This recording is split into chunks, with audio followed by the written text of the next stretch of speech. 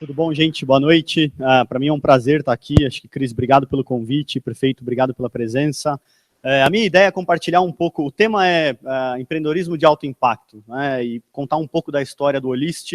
Eu acho que acredito muito no poder do empreendedorismo para transformar sociedades, né? No final, como empreendedor, você tem o dever de não só vencer do jeito certo, mas mais do que isso, inspirar outras pessoas e plantar aquela sementinha para que outras pessoas possam seguir, quem sabe, esse mesmo caminho. Para mim é importante momentos como esse para a gente poder disseminar cada vez mais esse contexto, essa ideia, essa cultura.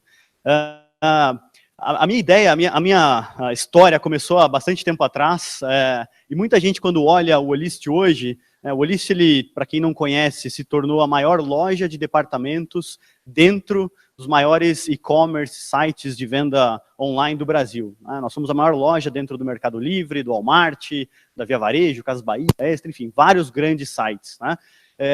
Só que isso não nasceu do dia para a noite. Não foi, o Thiago não teve uma bela ideia, tudo deu certo, e de repente a gente conseguiu colocar muita gente junto, ganhou muito dinheiro e tudo aconteceu. Acho que aquela ideia de overnight success, de você, do dia para a noite, ter uma bela ideia de negócio e tudo de repente se desenrola, ela não existe.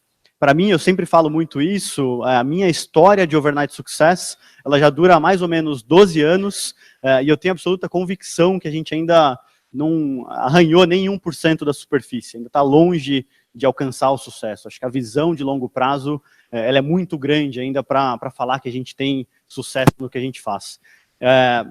Eu sou natural de Londrina, interior do Paraná, me mudei para Curitiba ainda muito jovem, com 16 anos de idade. Eu passei na Federal do Paraná e vim fazer o curso de administração de empresas aqui. Naquela época, eu acreditava muito no aprendizado prático, né? Aquela coisa de você aprender fazendo. Eu entrei no primeiro ano na empresa júnior, conheci muita gente que tinha esse ímpeto empreendedor, queria empreender também, e me identifiquei muito com esse caminho, né? Eu lembro muito bem que o primeiro convite para trabalhar numa empresa que chamava Aliança Empreendedora, era uma associação, na verdade, e eles não tinham dinheiro para pagar meu salário. Eu falei, eu já estava na empresa júnior há quase 3 anos, aprendi muito durante aquela experiência e acabei topando o desafio de ir para a Aliança Empreendedora. Naquele momento, eu vi que a Aliança, que apoiava empreendedores em várias regiões aqui em Curitiba, com alguns acessos, né, eles tentavam levar acesso a conhecimento, mercado, crédito, e eu vi que a maioria daqueles empreendedores com os quais a Aliança trabalhava eram artesãos, ou artesãs, maioria artesã, na verdade. E a grande maioria daquelas artesãs tinha um produto muito bom, tinha preço, tinha design, mas não tinham a menor ideia em como vender seus produtos. Eu comecei a pegar na mão daquelas artesãs, apresentar elas para pequenas lojas, pequenos varejistas aqui em Curitiba mesmo, e eu vi que do outro lado da mesa tinha gente querendo comprar aquele tipo de produto, mas ninguém fazendo a ponte entre esses dois mundos, né, consumidores e vendedores, de forma escalável. Não tinha ninguém. Para artesanato, naquele momento, isso era 2006, 2007, ninguém fazia isso. Foi aí que eu tive a brilhante ideia de montar o meu primeiro negócio de forma totalmente disruptiva, inovadora, algo que ia transformar a realidade das artesãs, não só de Curitiba, mas do Brasil, e nasceu como uma loja em shopping. Nada muito inovador, nada muito diferente do que a gente já via no mercado, mas acho que isso foi extremamente importante para dar o primeiro passo. Eu tinha 19 anos de idade na época, estou com 32 agora, e sem nenhum preconceito, sem nenhum modelo mental, eu me lancei no desconhecido. Vamos empreender. Eu lembro desse momento porque abrir empresa naquele momento não era tão simples quanto hoje, né? Eu lembro que eu fui na junta comercial e eu lembro que a dona Tereza, que estava me atendendo, ela falou assim, eu tinha 19 anos na época, ela perguntou os dados da empresa, eu falei os dados da empresa, e naquele momento que eu falei que eu queria abrir o negócio, ela parou, olhou para mim e falou, Thiago, você tem certeza que você quer abrir a sua empresa? Você já falou com seus pais? É realmente algo que faz sentido? Porque é tão difícil, né? E realmente é difícil. Mas como eu falei, me lancei no desconhecido, dei o primeiro passo, e talvez diferente de muita gente que tem um sonho de empreender, e deixa esse sonho no papel. E se ele fica no papel, o impacto não acontece. Você não transforma a sociedade com ideias de papel, né? Você tem que colocar em prática, tem que fazer acontecer. E eu dei o primeiro passo, abri a loja. Eu acho que foi o melhor investimento em educação que eu pude fazer na minha vida, além da federal, obviamente.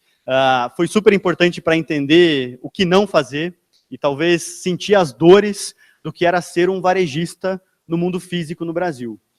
Eu aprendi a gerenciar a escala na loja, e a gente entendeu que, no final, a escala da própria loja ali, né, sendo uma loja de shopping, era muito limitado. Né? No final, os produtos que eu podia estocar, apresentar, vender na loja, estavam limitados ao tamanho daquela loja, ao número de pessoas que passavam ali na frente, e no final, é um impacto pequeno. O sonho, desde o início, era transformar a realidade de todas aquelas artesãs, e realmente construir um legado, né? Talvez a gente não faria isso como loja. Logo no primeiro ano, a gente aprendeu essas dores na prática, e como a gente não tinha escrito o modelo de negócio na pedra, e eu acho que esse é um ponto importante, né? Se você tem uma ideia de negócio, não se apegar demais ao seu plano de negócio, né? Porque toda aquela ideia que você desenhou, linda no papel, na prática ela vai ser diferente. O cliente vai falar algumas coisas para você, investidores, mentores, a sociedade, enfim, você vai interagir com muita gente, e se você não está disposto a evoluir com essa interação, o seu negócio vai morrer, antes de começar. E para a gente foi muito importante essa interação. E o que eu entendi com essa interação com consumidores, com potenciais parceiros, com mentores, é que tinham outras empresas construindo uma escala infinitamente maior do que a gente estava construindo como loja, e que talvez faria muito sentido fechar parceria com essas empresas. Eram as grandes redes varejistas, né? Empresas como Walmart, Tok-Tok, enfim, todas elas já tinham redes de lojas no Brasil inteiro. Falou, puxa vida, né? A nossa ideia é promover o acesso ao mercado, por que não fazer isso por meio dessas empresas? O problema é o seguinte, você tem 20 anos de idade e você... Valeu, prefeito, obrigado. Vai lá, a gente sabe como é a agenda de um prefeito. A gente sabe como é a agenda de um prefeito, obrigado.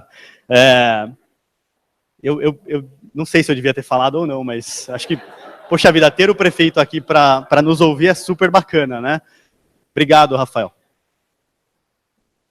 Venham para cá, vocês querem vir para cá? Posso tomar uma água, Cris? Obrigado.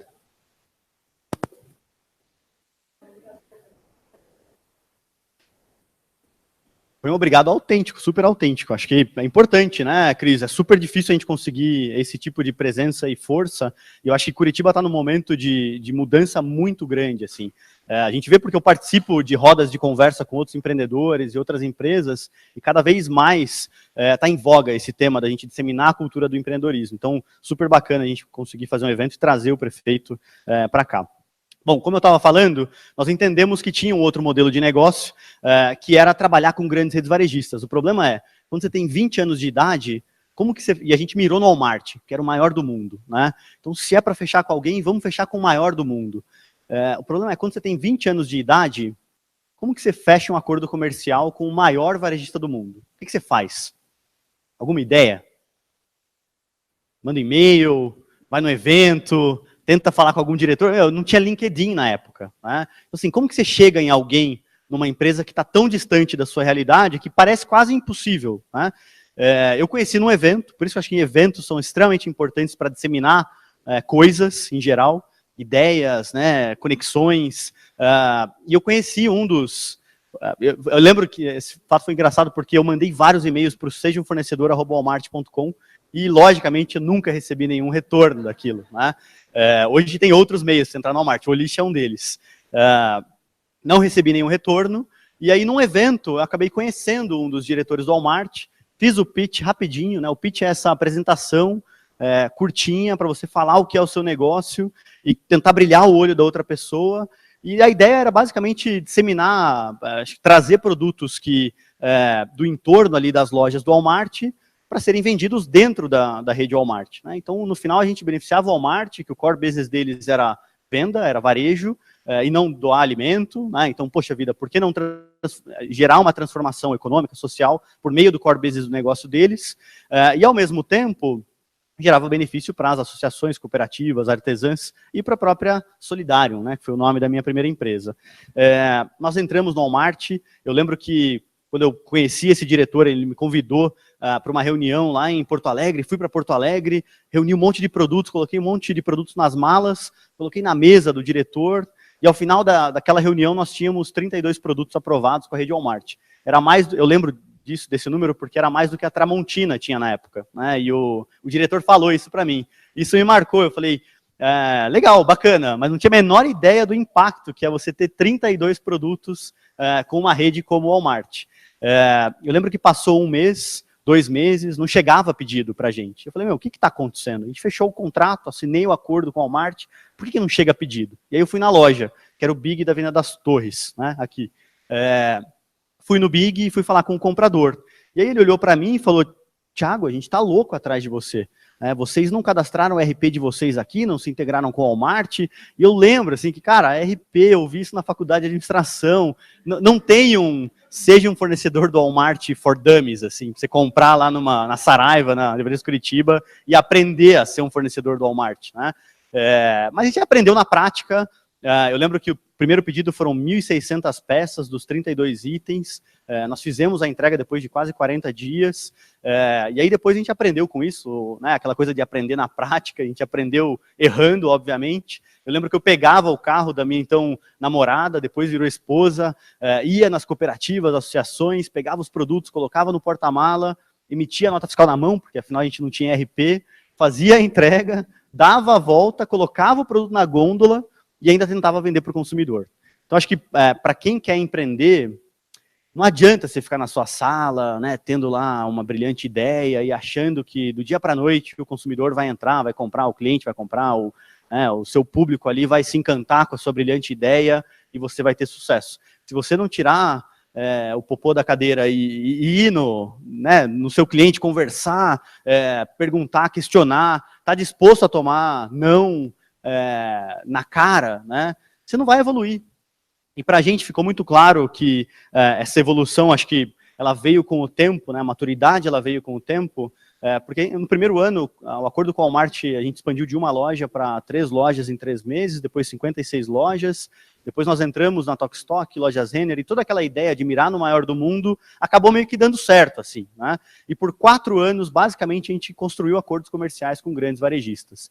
Foi muito bom, de novo, como aprendizado, acho que como educação, mas a operação era super custosa, era super físico o negócio, assim, eu lembro que eu passava finais de semana embalando, paletizando, etiquetando o produto, para daí sim fazer o envio para essas grandes redes.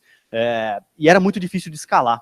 Então, como a gente tinha um sonho de construir algo realmente de escala, daquele jeito talvez não seria possível.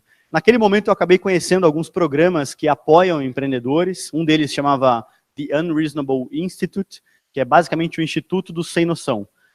E não é sem noção porque é louco, mas é pessoas que não se movem só pela razão, mas sim por um propósito, né? É um programa baseado nos Estados Unidos, uma cidade chamada Boulder, no Colorado, que é uma das melhores cidades para empreender nos Estados Unidos. E basicamente eles pegavam 25 empreendedores e colocavam para morar junto com 40 mentores e 15 investidores numa mesma casa por 45 dias, com a ideia de acelerar aqueles negócios, né? E eu acabei conhecendo muita gente desse mundo digital. E até então, gente, a minha história inteira era um empreendedor de negócio offline, puramente offline. O que eu fazia era, para mim, o digital, na época, era um RP, sabe? Um software que vai me ajudar, talvez, a produzir mais do que eu já estou fazendo aqui.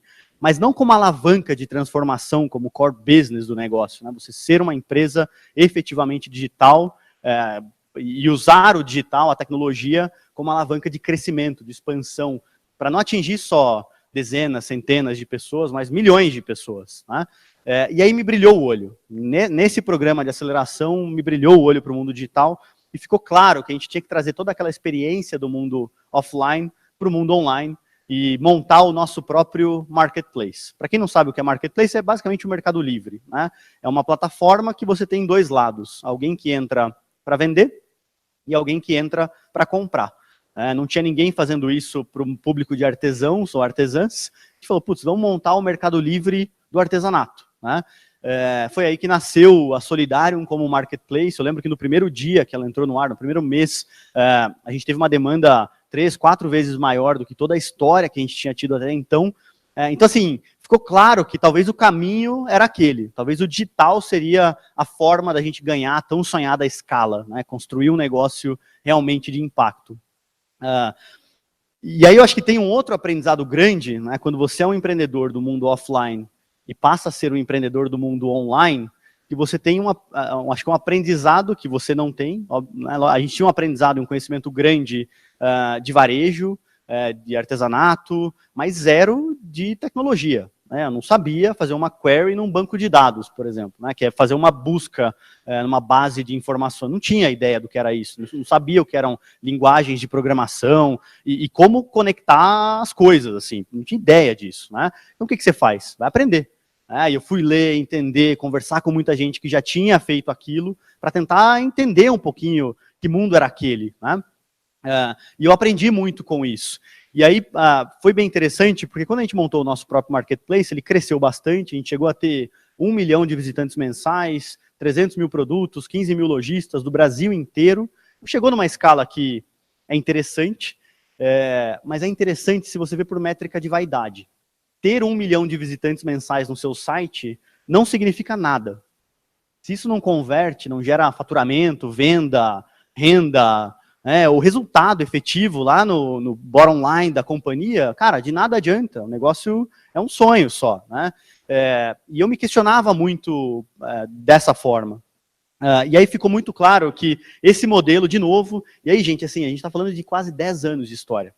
Imagina você, em 10 anos, cada uma dessas mudanças, desses pivôs que a gente fala, não é natural, não é simples, não é tranquilo, né? Não é assim que, era uma loja, a loja não está dando certo, vamos virar distribuidor para grandes redes varejistas. A distribuição não está dando certo, vamos trazer para o mundo online.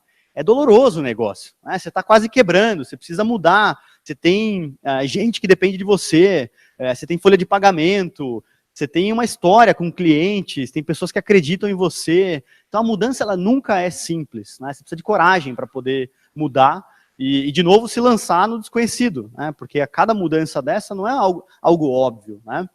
Acho que sempre fica uma questão de, será que vai dar certo? Né? E eu lembro que isso aconteceu de novo quando a gente começou a Solidarium como marketplace no mundo digital. 3 anos, né, ela funcionando, ela crescia lá seus 25% ao mês, então, poxa, é um ritmo de crescimento acelerado para qualquer empresa tradicional. Estava super empolgado. Nós recebemos o primeiro aporte de investimento e fomos para o Vale do Silício, ser acelerado na 500 Startups. Né? E a 500 é uma das principais aceleradoras baseadas no Vale do Silício. E para quem não conhece o que é uma aceleradora, basicamente eles colocam várias empresas juntas e tentam levar alguns acessos e mentores e te conectar com investidores. E ao final desse período de aceleração, você faz um Demo Day, que é tipo uma apresentação como essa aqui, só para investidores, né, para tentar captar investimento. A gente já tinha captado um pequeno investimento. O problema é que quando a gente começou a investir, a colocar esse investimento, a fazer o deploy dele, né, e investir em aquisição de consumidor, aquisição de lojista, a gente viu que a equação do lado do seller, do cara que entrava para vender os produtos, fechava e tudo funcionava. E a gente fazia isso muito bem. Afinal, foi o que a gente fez nos últimos 12 anos, né, trabalhar com um artesão ali. Do lado do consumidor, eu estava concorrendo diretamente com todas aquelas grandes varejistas que tinham sido parceiras no passado. E todas elas agora estavam construindo a sua presença digital. Era o caso do Walmart, da B2W, da Via Varejo, todas elas montando o seu próprio e-commerce. E de um jeito ou de outro, a grande maioria delas se transformando em marketplace. Por que se transformar em marketplace? Porque no final, se você vende o celular, faz sentido você rentabilizar aquela visita, aquele acesso, vendendo a capinha, a película e qualquer outro produto complementar àquela venda. Então, é o que a gente chama de cauda longa. Né? Você, com aquela visita da pessoa que entrou para comprar o celular, você rentabiliza trazendo vários outros produtos. E nós éramos especialistas em cauda longa. A gente tinha muitos produtos dentro da plataforma da Solidarium, e aí veio uma nova questão. A gente falou, poxa vida, todos eles precisam correr atrás dessa cauda longa, desses produtos, desses novos lojistas, não sabem fazer isso, estão todos aprendendo a fazer isso. a gente não sabe adquirir o consumidor final, por que não juntar esses dois mundos e criar algo totalmente novo, né? Foi aí que nasceu a ideia de montar o Olist e de novo, pivotar, 10 anos depois, para um novo modelo de negócio. O Olist, ele nasceu, no primeiro mês dele, a gente passou toda a história da Solidarium de resultados, e não nasceu com a ideia de que ele seria exatamente o que é hoje. A gente imaginava que seria, sim, uma loja de departamentos dentro desse mundo digital, da internet, mas a gente não queria ter vitrine, a gente não queria adquirir o consumidor final. A gente queria juntar força com o Walmart, de novo, né, com a Via Varejo, com o Mercado Livre, com todas essas grandes potências, né? E aí nasceu o Olist, a gente nasceu com 5 pessoas, ao final do primeiro ano nós éramos 15 pessoas, ao final do segundo ano, né, o primeiro ano foi em fevereiro de 2015, ao final daquele ano éramos 15 pessoas, ao final do segundo ano 65 pessoas, a gente começou 2018 com 120, estamos em 160, deve fechar o ano com 210 pessoas. Né? Por que acontece isso? Por que a gente cresceu de forma tão rápida? Hoje o Olist, ele cresce aí seus 20, 25% ao mês, tomou algumas porradas grandes aí com greve de caminhoneiro, né, com greve de correios, mudança de tabela de frete de correio, enfim, acho que o mercado de e-commerce no Brasil ele tomou uma porrada grande com isso, mas o grande desafio do Olist hoje, se você olha em toda a nossa história, a missão ela continua a mesma. E o nosso desafio é como dar vazão para, agora não mais 5, 10, 20, 100 lojistas, hoje nós somos mais de 3.500 lojistas, importadores, distribuidores, fabricantes, não mais só artesanato, né? Hoje a gente trabalha com todo e qualquer tipo de produto, então decoração, moda, acessórios, eletrônico, celular, tem de tudo hoje dentro do Olist, a gente tem mais de 200 mil itens, e por isso que nós nos tornamos a maior loja dentro dos maiores marketplaces. Quando eu olho para trás e vejo toda essa história, né, acho que talvez o grande fator que me incentivou a continuar, porque é muito fácil, quando você toma um não, quando você erra no modelo de negócio, simplesmente desistir. Né? Você fala, não deu certo como loja, ponto final. Bora fazer outra coisa. Né? E outra coisa pode ser, vou trabalhar numa outra empresa, e ok, acho que, mas se você tem um ímpeto de empreender, se você quer construir realmente um legado, acho que o primeiro erro, ele não, ou o segundo, ou o terceiro, ou o quinto erro, ou o 10º erro, ou o 10º ponto final, ele tem que, acho que servir apenas como uma forma de aprendizado. Eu nunca vi ponto final como o fim da história. Assim, cara, é um ponto de aprendizado na história, bora olhar para frente, e como não foi escrito na pedra, cara, muda. E eu acho que todas essas mudanças de Solidarium, até chegar no Olist, nos ajudou a construir um negócio único. Não tem outra empresa fazendo o que o Olist faz, da forma que o Olist faz, não só no Brasil, mas fora do Brasil. O que nos dá uma energia e uma motivação gigantesca de não mirar só no nosso país. Cara, vamos levar esse negócio para fora muito em breve. Né? Então, se a gente já é o maior no Brasil, talvez faz sentido a gente mirar para fora. Quando eu falo maior do Brasil, muita gente pergunta, mas o que é isso? Né? Ser a maior loja, os maiores marketplaces, significa o quê? Qual que é o número? Né? A gente deve crescer nesse ano quase 5 vezes em relação ao ano anterior, que por sua vez a gente cresceu 7 vezes em relação ao ano anterior e 9 vezes em relação ao primeiro ano. Esse ano a gente deve movimentar aí algo próximo de 300 milhões de reais.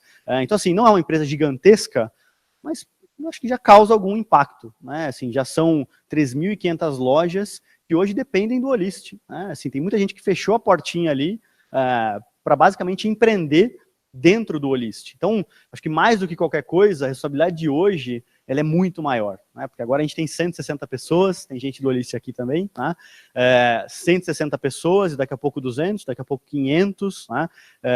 E mais do que nunca, eu acho que essa missão agora não é mais minha só. É de várias pessoas que se envolveram em toda essa história. Então, como empreendedor, eu acho que essa coisa, o que define o alto impacto ou não, acho que é o propósito, sabe? É a causa, é para quem você serve. Eu não sirvo o meu propósito, o Thiago. Minha ideia não é, vou ficar milionário, bilionário. Puta, legal se acontecer. Mas acho que o meu propósito como empreendedor, desde o começo, é promover acesso ao mercado. Como eu posso fazer isso em escala, né? Se fosse ganhar dinheiro, talvez eu teria ido fazer outra coisa. Né? Vou trabalhar em fundo de investimento, sei lá. Eu acho que, para finalizar, se eu fosse deixar um único grande recado, para quem quer empreender e construir alguma coisa realmente significativa, pense no seu propósito. E eu acho que aliar o propósito de vida com o propósito do negócio fica muito mais fácil. né? Então, se você acredita naquilo, acho que não descansar enquanto não chegar naquilo, né? E não deixar, acho que os quebra-molinhas ou as raladinhas no meio do caminho te parar. Então, é isso, galera.